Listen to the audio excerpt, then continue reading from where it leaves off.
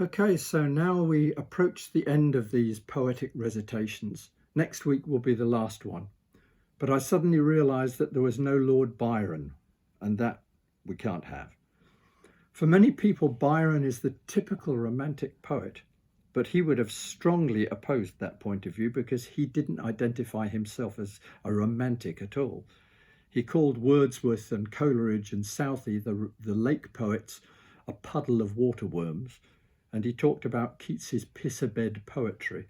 So he wouldn't have thanked you for calling him a romantic, but in fact he was. He was the quintessential romantic. One evening he was at a party, and his cousin's wife, Mrs. Wilmot, was in mourning and was wearing a dark dress with spangles on it, and she was dark-haired and beautiful, and this is the poem that resulted from his observation of her.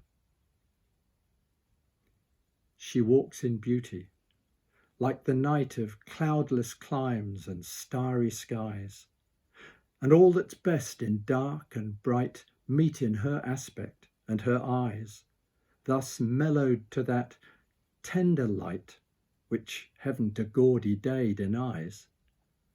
One shade the more, one ray the less, had half impaired that nameless grace which waves in every raven tress, or softly lightens o'er her face, where thoughts serenely sweet express how pure, how dear their dwelling place.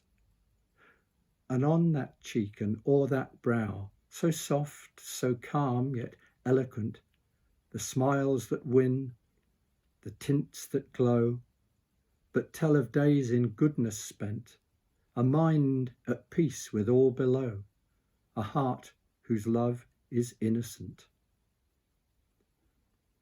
Now, although he didn't identify as a romantic, one of the romantic poets he did respect was Shelley. They were both friends, and Shelley actually influenced him quite a lot. And in this stanza from Childe Harold, you can see Shelley's influence. There is a pleasure in the pathless woods. There is a rapture on the lonely shore. There is society where none intrude, by the deep sea and music in its roar. I love not man the less, but nature more from these our interviews, in which I steal from all I may be or have been before, to mingle with the universe and feel what I can ne'er express, yet cannot all conceal. And the final poem of his, he's saying he's had a good time as a young man, all the romance and going out by moonlight, but now it's time to stop.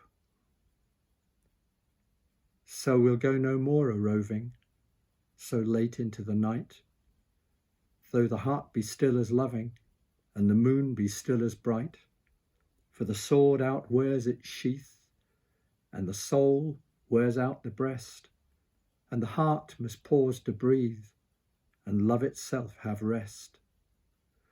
Though the night was made for loving, and the day returns too soon, yet we'll go no more a-roving by the light of the moon.